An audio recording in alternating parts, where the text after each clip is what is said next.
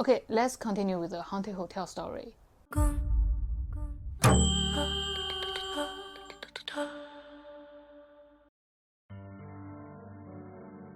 In our junior year, during the National Day holiday, my roommates and I decided to take a trip to Beijing. There were 4 of us: Duma, Big Girl, Penny, and Duan. Another roommate, Mumu, decided not to join us because she lived close to the university and really stayed in the dorm, so we weren't very close. We booked a budget hotel online and set off, full of excitement.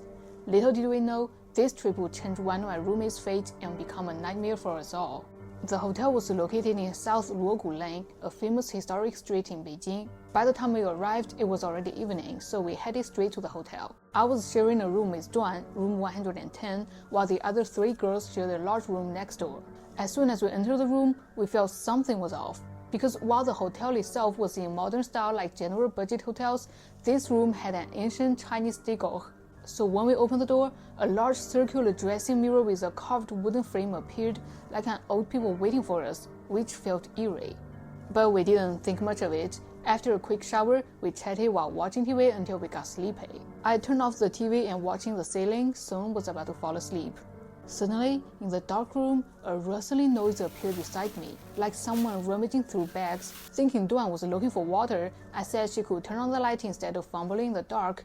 But when I turned over, I saw Duan lying next to me, eyes wide with fear. Just as I was about to scold her for scaring me, the rustling noise started again near the TV cabinet. Actually, I had brought 2 bags with me, one for clothes and one for toiletries, both made of stiff plastic that made a distinct noise when moved.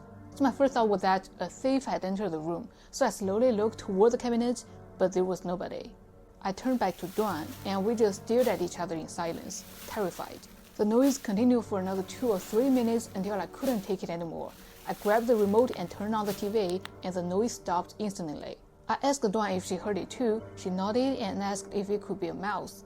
I doubted it, thinking the national chain hotel wouldn't have mice, and the sound was clearly something rummaging through bags, which was not a mouse could cause. I sighed and checked the time. It was already past midnight. Since the noise stopped once the TV was on, we didn't feel too scared and soon drifted back to sleep. But again, in a half-asleep state, we heard the rustling.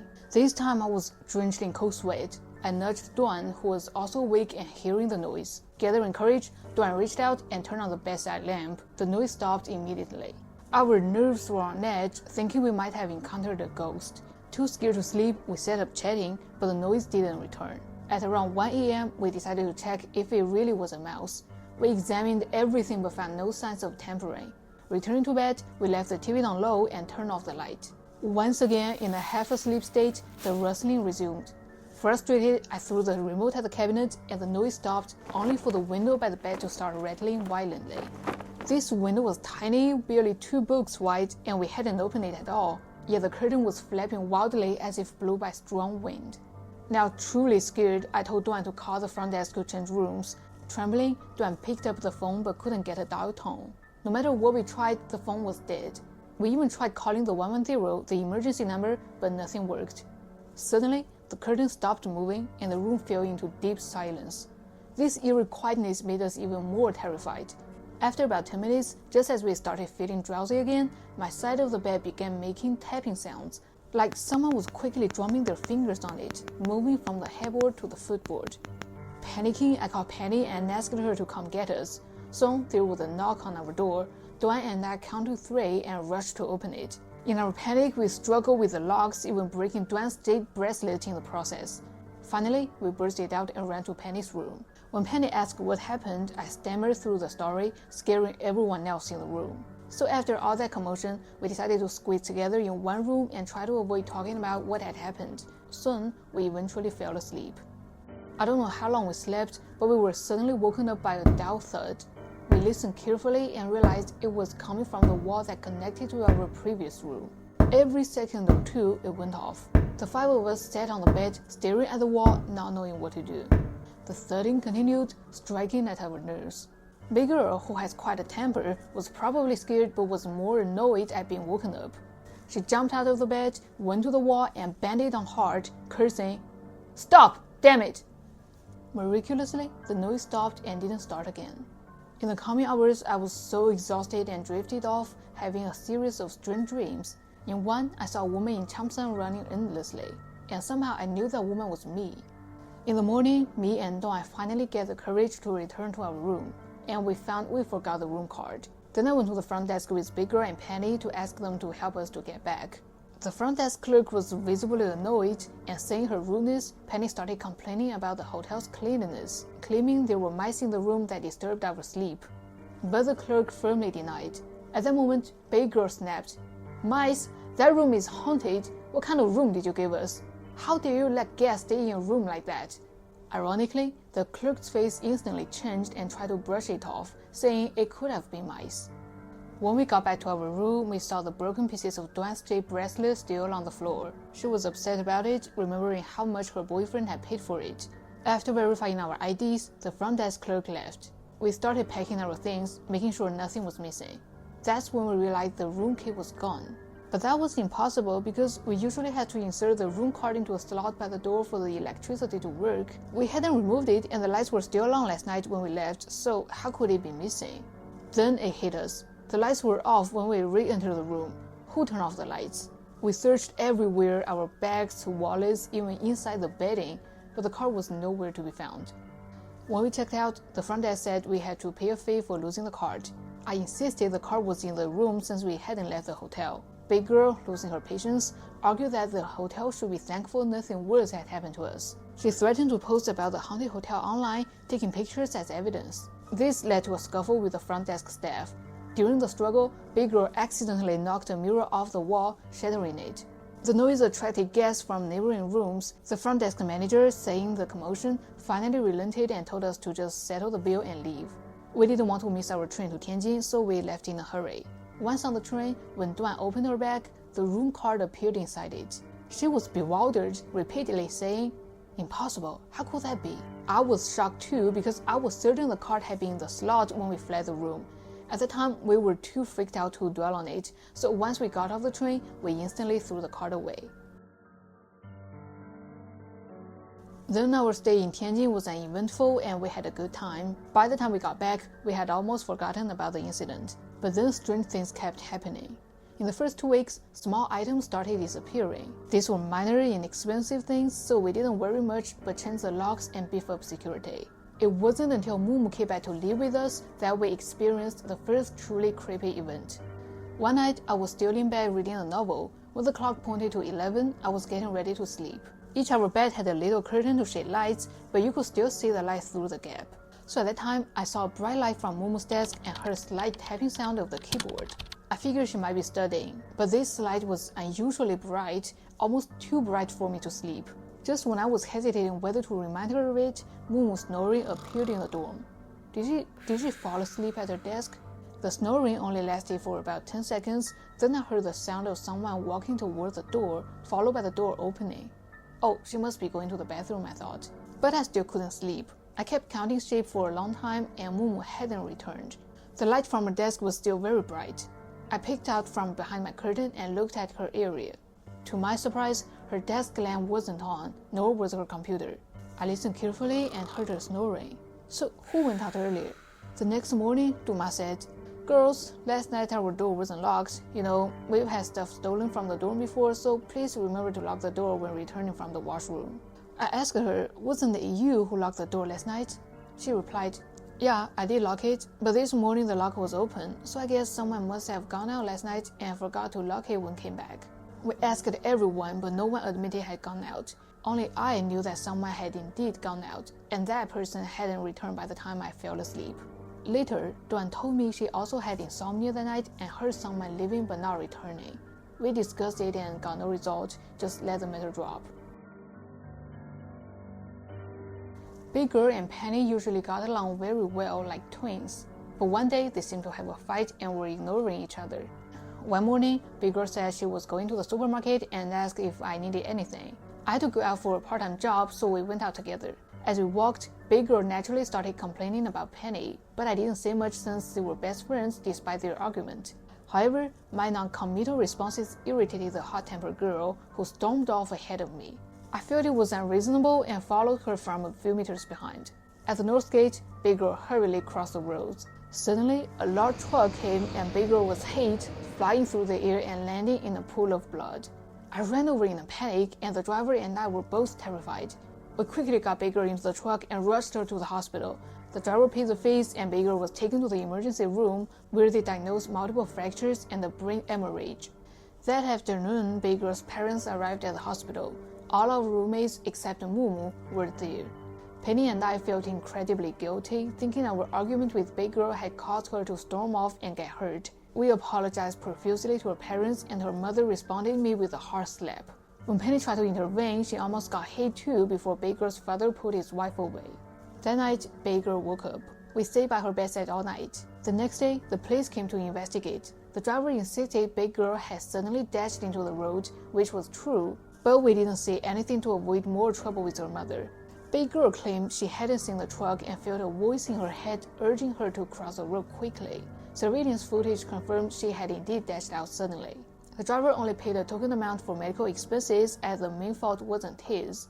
Then her mother, unhappy with the lack of compensation, demanded 5,000 yuan each from Penny and me as a nutrition fee. Despite Big Girl defending us, her mother was unyielding. Finally, Penny and I scraped together 10,000 yuan to give to her, settling the matter. During Big Girl's hospitalization, her parents were busy with work and couldn't always be there, so Penny and I took turns caring for her. One evening, I was with Big Girl after dinner when she prepared to sleep. But shortly after, she began thrashing on the bed as if grabbing at something, making strange noises. Then she woke up, looked at me without saying anything, and fell back asleep. This episode became more frequent, and I thought she was having nightmares due to the trauma from the accident. About 2 weeks later, our dog went to visit Big Girl. At the time, she had become very quiet and her eyes weakened. She didn't speak a word when she saw us, just stared blankly. I went to wash some fruit, and when I came back, Big Girl was sitting on the floor, hands over her ears, shouting, "Stop talking to me! Stop talking to me! Don't listen!" No matter how we tried to calm her, she lashed out at anyone who got close. I asked Duan if they had said something to upset her, but she said no. Big Girl had suddenly started struggling to get out of bed, then fell to the floor. I asked the doctor what to do, but he hesitated to administer a sedative, unsure if it was a temper tantrum or mental issue. After about 7 or 8 minutes, with people gathered around watching, a man behind me muttered, "Did this girl get haunted by something?" Right then, Big Girl suddenly collapsed, her head hitting the floor hard. We struggled to get her back into bed. The doctor checked her and found nothing wrong, saying she had just fainted. Feared she would have another seizure, Penny stayed to watch her while the rest of us returned to school. Early the next morning, we received Penny's call. When we saw Big Girl again, she was lying quietly on the bed, strangely peaceful, almost like she had no life left in her. Penny said she had been like that all morning, unresponsive to anything. The doctor found nothing wrong physically, but I feel something was deeply wrong. Big Girl was not throwing a tantrum, she never expressed her mood that way. She was more like an empty shell lying in bed, losing her spirit. In the afternoon, when her mother arrived and saw her like that, she broke down and demanded a transfer to another hospital. We told her about Big Girl's behavior the day before, and she lashed out at us again. Duan then asked me if I thought this might be related to our trip to Beijing, but it had been a while since then and I hadn't connected the two. Duan still thought it was worth mentioning to Big Girl's mother, maybe she would look for other treatment. But to our surprise, she didn't react much, just said calmly that she knew it. The next day, Penny visited again and saw an old lady there. Big Girl's mother sent Penny away and we don't know what happened afterward. A couple of days later, during another thorough checkup, the hospital found that Big Girl had gone deaf. After that, Big Girl was taken home and we lost contact with her. Actually, after we got back from Beijing, strange things started happening to all of us. After Big Girl's accident, Duan started acting weird too. She suddenly started sleepwalking. One morning, Penny asked Duan why she was brushing her hair so late at night.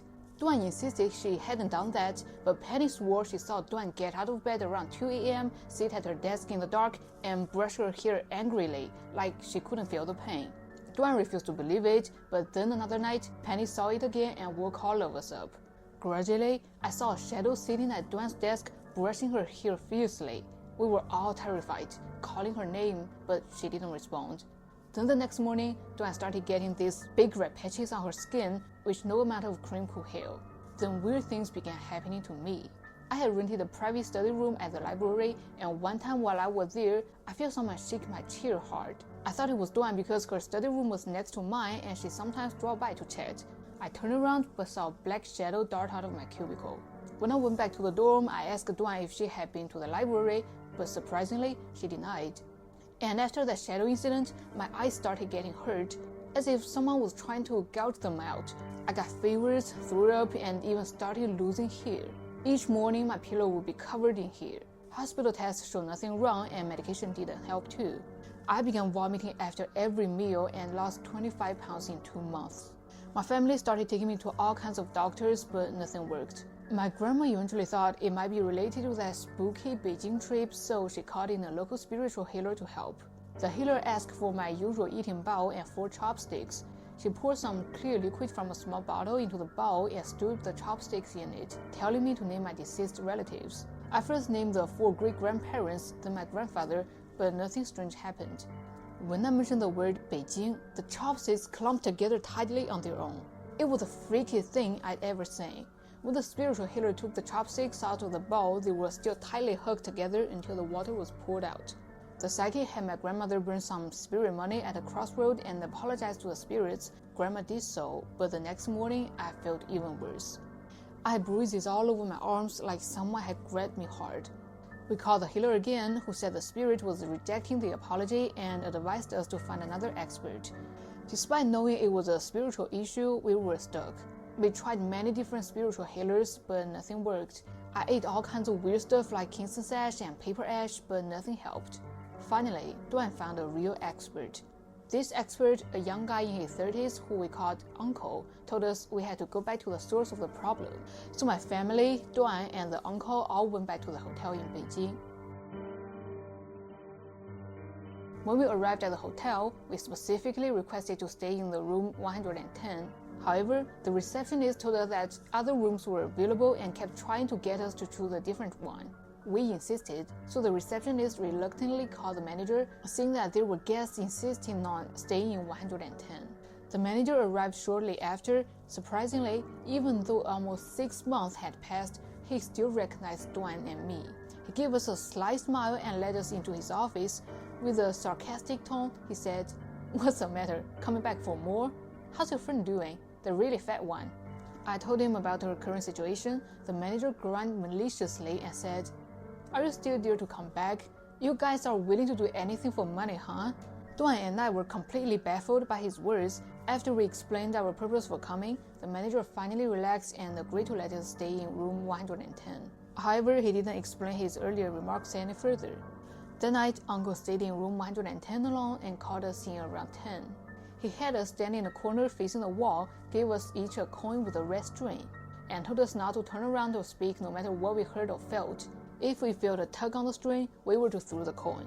He turned off the lights and curtains, and the room was eerily dark and quiet.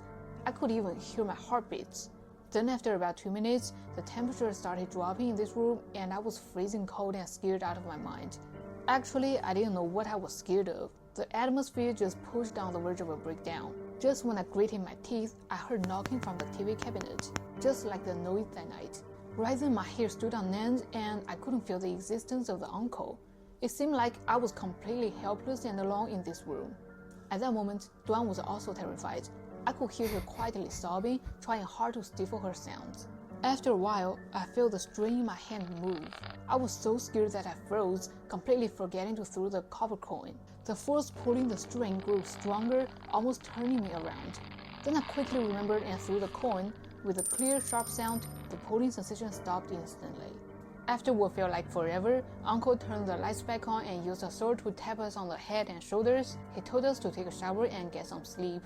The next day, Duan's red patches were gone and my headaches and vomiting stopped. I finally felt hungry again for the first time in ages.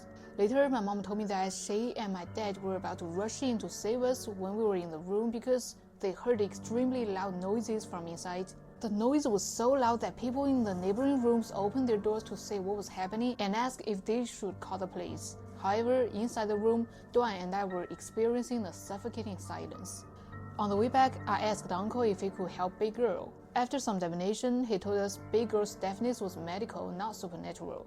He also persuaded us not to be guilty because her fate was sealed by her own greed. And Uncle also mentioned that the manager also did something that made us suffer so much. He would eventually get what was coming to him for his own misdeeds. We didn't understand his words, but he didn't elaborate. After we returned from Beijing, Duan and I fully recovered, and Duan stopped sleepwalking. During this time, Big Girl's mom contacted us again, trying to get us to testify that the driver who hit Big Girl was drunk.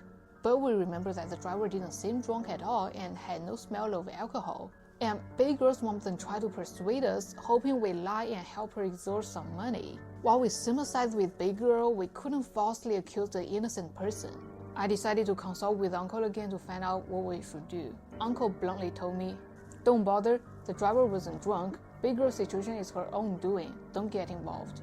Big Girl's mom then started bombarding us with calls and even came to the school multiple times, causing trouble and accusing the school of not having speed limits on the roads. She spread rumors that Big Girl's condition was caused by Penny, and soon enough, uniformed classmates and teachers began isolating Penny and demanding justice for Big Girl on the school forum.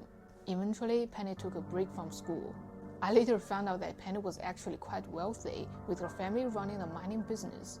After taking a break from school, he joined her family business and now owns several clothing stores, a cafe, and a Thai restaurant. We still kept in touch sometimes.